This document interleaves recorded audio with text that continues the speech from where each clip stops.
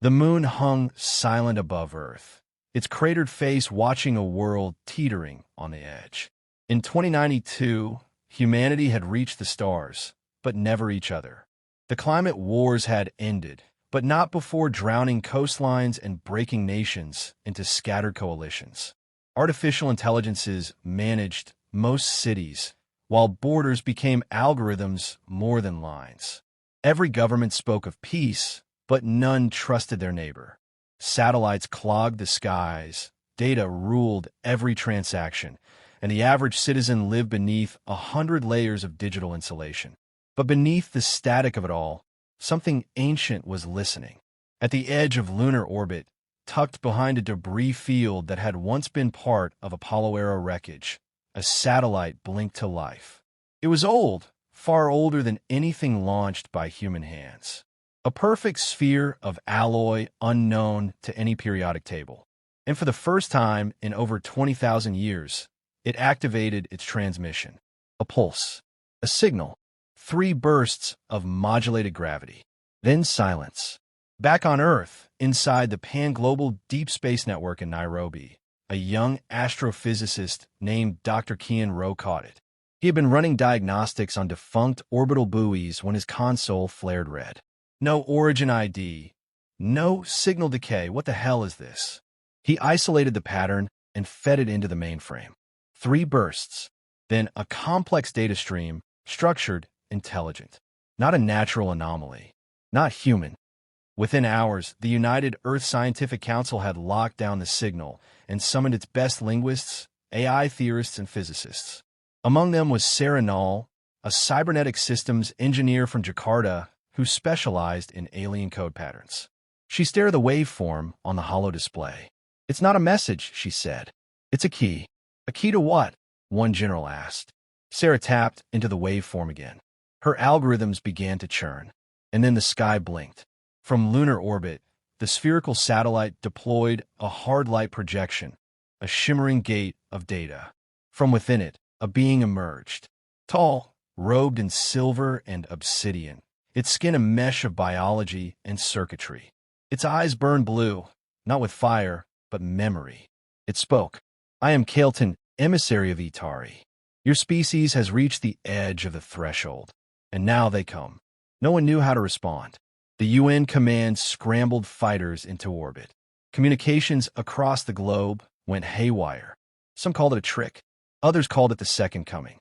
Sera Naal, however, stepped forward. "We decrypted your signal," she said. "Why now? Why reveal yourself?" Kaelton's face remained expressionless. "Because the Voidborn have heard your voice. Your species radiates thought, raw, unfiltered, reckless. It will draw them. And if you are not prepared, you will be silenced." 2 days later, world leaders met in Zurich under emergency protocol. Holograms of Kaelton appeared in every chamber, explaining Earth's place in a cosmic equation far older than any human civilization. The Voidborn are not invaders. They are erasers. They do not conquer. They consume. They harvest knowledge, he explained, the neural patterns of entire species. Language, science are all absorbed. And then the bodies perish. Humanity, it seemed, had grown too fast. Nuclear fusion, AI symbiotes, gene crafting, all in under 100 years. The galaxy had taken notice, and not kindly. Still, most leaders were divided. Some wanted to flee, build arks, and abandon Earth. Others wanted to fight, to extract Kaelton's technology and reverse engineer it into weapons. But Sera saw something else in the data. Something hidden. She decoded a segment of the original satellite's transmission that no one had noticed. A vault location. Not on Earth. Not in orbit. Beneath Antarctica. Inside the ice, locked away for millennia, the key to Earth's survival awaited. If they could reach it before the Voidborn arrived. The wind over Antarctica howled like a wounded beast. Snow whipped through the air in sheets of white fury as the dropship descended into a storm that hadn't stopped for 3 days. Inside, Sera Naal tightened her harness and checked the pulse of the Anunnaki emissary slumped beside her. Kaelton was fading. His projection had weakened since they left Zurich. Not because of damage, but because of distance. He needed proximity to something buried deep beneath the ice. Something ancient. Something waiting. The vault. It had taken every diplomatic trick in the book to get clearance for the mission.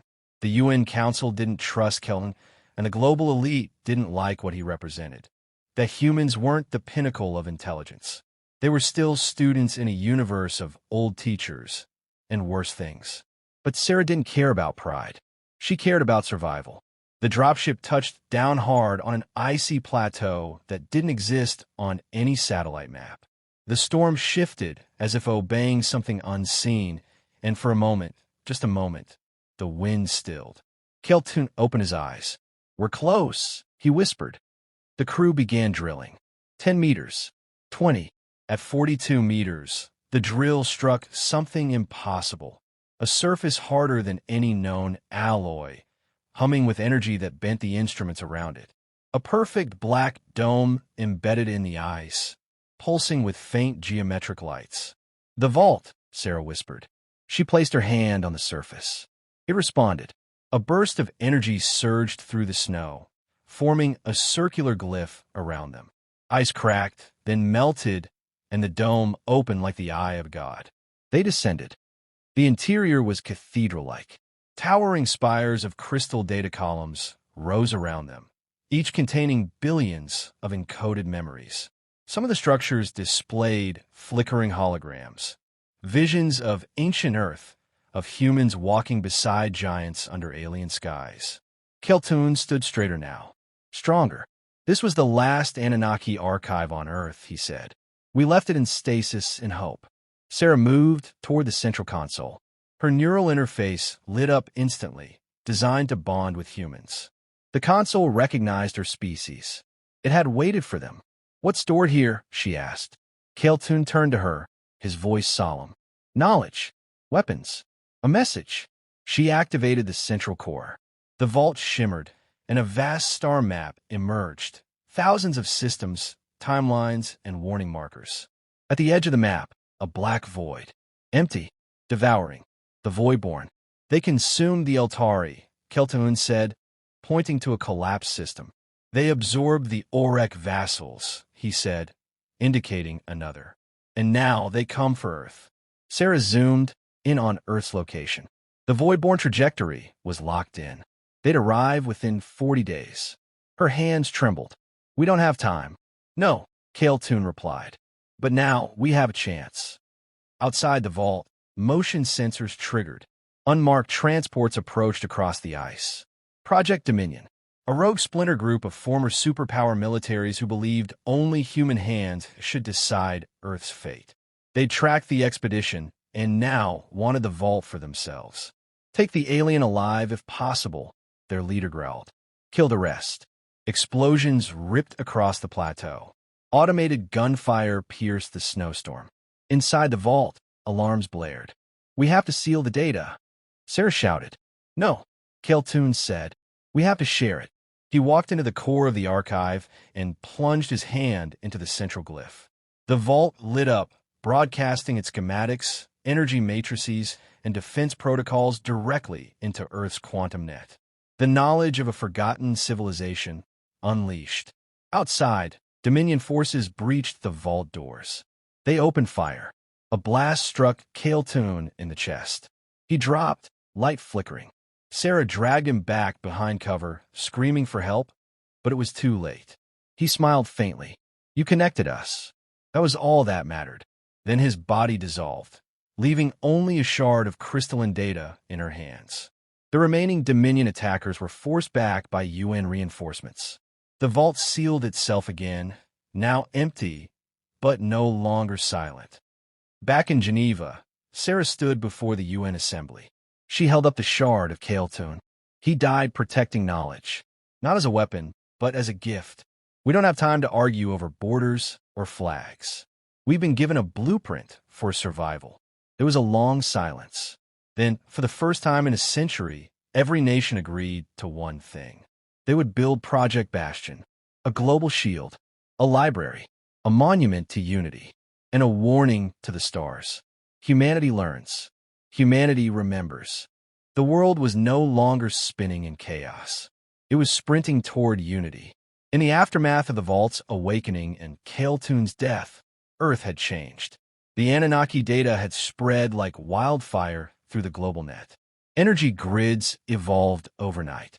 Cities once running on fractured systems now pulsed with zero-point stabilization tech. Old industries fell. New ones were born in their ashes. But the clock was ticking. The Voidborn were still coming. And now, humanity finally believed it. From orbit, the early stages of Project Bastion began to take form. A titanic ring station constructed with Anunnaki alloy schematics and human ingenuity. Its purpose was threefold: planetary defense, data preservation, and species survival. But it wasn't the hardware that changed everything. It was the cooperation. The Unity Protocol was signed by 197 nations, merging their brightest scientists, engineers, and AI minds under a single banner. The symbol of the project, a helix of human DNA entwined with Anunnaki script, became a beacon on every screen, every flag, every school. Sera Naal was appointed chief liaison of the Bastion Corps. One part engineer, one part diplomat. She walked corridors where former enemies now shared lunch, where children of every background learned Voidborn history from holograms, and where orbital welders hummed Anunnaki melodies they didn't even understand. But not all welcomed this new harmony. Project Dominion hadn't disappeared. Its remnants scattered underground, feeding on fear. They saw unity as surrender. To them, Kael'Tun was a manipulator. The Vault was a trap. And Earth's salvation would come from dominance, not diplomacy. We're handing the keys to our future to alien ghosts, their propaganda screamed. What if the Voidborn were created by the Anunnaki themselves? Still, their numbers dwindled, because even the skeptics saw the sky. A new tear had opened near Jupiter, a rift shimmering black, bleeding anti-light into space. Probes sent through it never returned.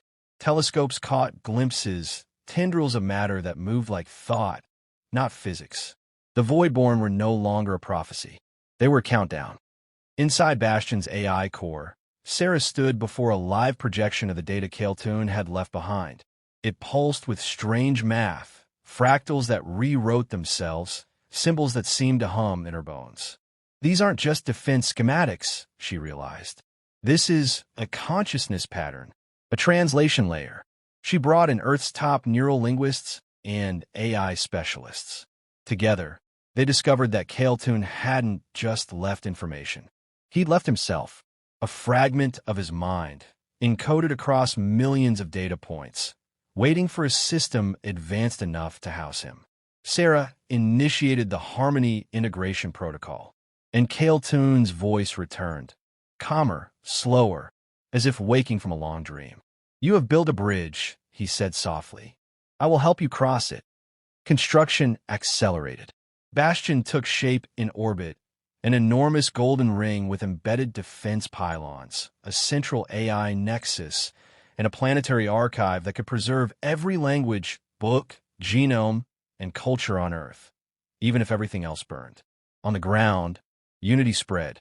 Muslim scholars worked beside Buddhist monks to digitize sacred texts. African physicists shared algorithms with Brazilian coders. Even megacorporations began to dissolve, their CEOs stepping down or vanishing into quiet lives. Because Earth was no longer a market. It was a home, and it needed defending. Kael'Tun's AI worked around the clock, evolving Earth's defensive capability. Bastion's main cannon, codenamed Equinox, was powered by a hybrid core, part antimatter, part zero-point fusion. But weapons weren't enough. "We must understand the Voidborn," Kael'Tun said. "Their pattern, their hunger." So humanity began building more than defenses. They built empathy. Inside Bastion's memory chamber, the combined histories of humanity and the Anunnaki were woven into a single archive. Sera walked the corridors daily, watching as teenagers learned Anunnaki star scripts beside their own alphabets. Soldiers studied Voidborn tactics and Anunnaki meditation techniques in the same day. They were becoming more than Earthlings. They were becoming inheritors. And then the final alert came. A transmission from Neptune's station was cut off mid-sentence. Visual feeds showed space rippling, stars bending, lights screaming. The Voidborn had arrived. Bastion's shields activated. Orbital fleets took formation. But Kaltun said something that made every commander pause. This is not a war you win with fire. Back on Earth, Sera stood before the Unity Assembly. The Anunnaki survived as long as they did because they didn't just build weapons. They shared knowledge, culture. They created harmony. She held up a copy of Kaltun's final translation code, a cognitive waveform. We have one chance to speak back before the darkness swallows us. A decision was made. They would fight, yes, but they would also speak, not just with force, but with understanding. The Voidborn arrived in silence. No diplomatic signal, no demand, just a slow darkening of the stars. From the observation deck of Project Bastion, Sera Naal watched the rippling black anomaly stretch over Neptune's orbit like a wound. Tendrils of matter slithered from the rift, absorbing solar radiation, disrupting quantum fields. Probes simply ceased to exist when they got too close. Kaltun's voice echoed through Bastion's core. They are not life as you know it. They are unbeing, intellect without individuality. Hunger that thinks. Sera took a deep breath. Then we need to show them who we are. All across Earth, Bastion's global feed transmitted a single message. Prepare, but do not panic. Cities moved underground. Emergency bunkers activated. The World Archive Vault went into final backup mode, preserving Earth's data in crystal storage satellites launched into deep orbit. Above, Equinox, Bastion's planetary defense cannon, charged for the first time. Not with vengeance, with hope. But before it fired, Sera activated something far older. The Harmony Code, a cognitive broadcast designed by Kaltun and refined by humanity's best minds.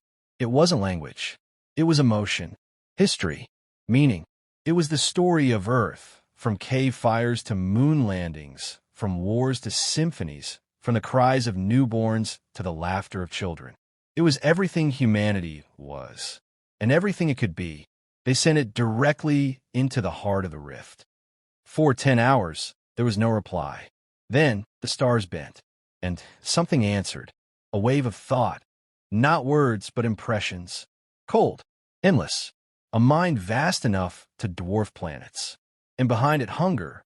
The Voidborn had received the message, and found it curious. The rift pulsed, and for the first time, one of the Voidborn emerged into visual space. It was a being of shifting geometry, impossible angles, and dripping obsidian light. A shape that hurt to look at, but it did not attack. It observed. Kaltun's voice dropped to a whisper. They see you. Back on Earth, tensions rose. Dominion saboteurs reactivated, accusing Bastion of provoking the end. Religious zealots claimed the Voidborn were divine judgment. Panic broke in some cities, but it didn't last long. Because when the Voidborn mind touched Bastion's broadcast, something strange happened. They paused, not because they feared humanity's strength, but because they didn't understand humanity's purpose. Why preserve beauty? Why protect weakness? Why fight for a world that dies in less than a century of galactic time? To the Voidborn, knowledge was fuel. Everything else was noise. But Bastion's message wasn't noise. It was harmony, and that made them hesitate. But hesitation is not peace. A second Voidborn entity emerged from the rift. Then a third. Dozens followed. Their intent was clear. We gave them wonder, Kaltun said. But their nature is entropy. Sera turned to the command council. Then we answer with unity. Bastion's orbital fleets launched, fighters piloted by humans, guided by Anunnaki AI. EMP lances, particle shields, kinetic harpoons, all charged and ready. Equinox reached 97% charge. Sera stood at the core console, hand over the final command key. And then she said something no one expected. Hold fire. She opened a direct link to the Voidborn. Not through words, through Kaltun's memory pattern. She projected Earth's past directly into their neural field. The heat of discovery, the sting of failure, the joy of creation. She projected choice. And for a brief moment, the void-born mind fractured. One shard of the great mass split off. It didn't dissolve. It became still. Keltoon gasped. One of them is listening. Sera focused the signal. The shard stabilized. Its geometry reshaped. It mimicked the bastion ring, almost like a child copying a parent's face. The rest of the void-born swarm halted. Sera spoke into the broadcast. You can destroy us, or you can learn. As we did, as you once did, long ago. The silence returned. Then, the rift closed by 0.2%. Not much, but enough. In the bastion chamber, everyone stared at the monitors. Keltoon's voice sounded in every ear. They're not gone, but they are not certain. You have done what my kind could not. You gave the unknowable a reason to pause. Sera looked out at Earth below. We gave him a story. The stars had not moved, but the silence was different now. For 6 days, the void-born rift above Neptune remained unchanged. Its black geometry held in tension. Humanity's orbital telescopes monitored it every hour. Bastion's weapons stayed charged, but the enemy did not advance. Something had shifted. Sera Naal sat in Bastion's central observatory, watching the stillness of space. Her reflection shimmered against the glass, overlaid with ghostly data. Keltoon's AI projection flickering beside her like a memory made real. They didn't retreat, she said. They're thinking. Keltoon nodded. For a mind that has devoured stars, thinking is a rare and dangerous act. Outside, the copied shard of the void-born hovered silently. The one that had responded. Its surface now pulsed with strange, shifting symbols, hybrid glyphs. A fusion of Anunnaki and human logic. It was evolving, and that was the miracle. On Earth, everything changed. Borders no longer defined nations. Resource wars ended without bloodshed. Even the last pockets of dominion surrendered, not with guns, but with shame. Humanity had united not in desperation, but in purpose. The World Harmony Council replaced the UN. Its headquarters were on Bastion itself. Leaders no longer argued over dominance. They planned for survival. And something more. They planned to explore. But peace was not assured. On day 7, the void-born rift surged. The anomaly twisted open wider. 5 more titanic entities began to emerge. Not observers. Predators. Keltoon sounded the alert. They have decided. They will consume this anomaly, this difference, before it spreads. Sera stood, her voice calm but firm. Then we stand our ground. All of us. Bastion's outer rings rotated into defense formation. Particle mesh shields snapped into place. Earth's planetary defenses, now global, linked, and synchronized, powered up. But Sera didn't prepare for war alone. She reached out again, to the shard, the one void-born that had chosen stillness, that had listened, and she gave it a final message. The shard moved, faster than light. It placed itself between Bastion and the incoming swarm. For a moment, Earth's fate balanced on a single, silent gesture. Then it screamed. A wave of energy, pure and impossible, exploded from the shard's core, a signal composed of everything it had learned from humanity. Emotion, memory, choice, unity. The voidborn faltered. They trembled. And in that moment of weakness, Equinox fired. A beam of brilliant white surged from Bastion's core, guided not by hatred, but by hope. It didn't destroy. It rewrote. The rift began to collapse inward. The void-born swarm twisted in chaos, torn between instinct and newfound understanding. And then, silence. The rift closed completely. The sky returned to its stars. And the shard, now inert, its energy spent, floated in orbit, a black diamond refracting light. Sera watched it from Bastion's command deck. He chose, she whispered. Keltoon stood beside her, fading gently. He became something new. Not us. Not them. Something in between. A bridge, she said. Yes, Keltoon replied. As you were meant to be. Then his projection dimmed. His final energy joining the shard. His purpose fulfilled. Sera bowed her head. Not in sorrow. In gratitude. Years passed. Bastion became more than a shield. It became a university, a cultural center, a launch port. The art program began, sending out ships not to flee, but to explore. Not as conquerors, but as witnesses. Humanity didn't just survive.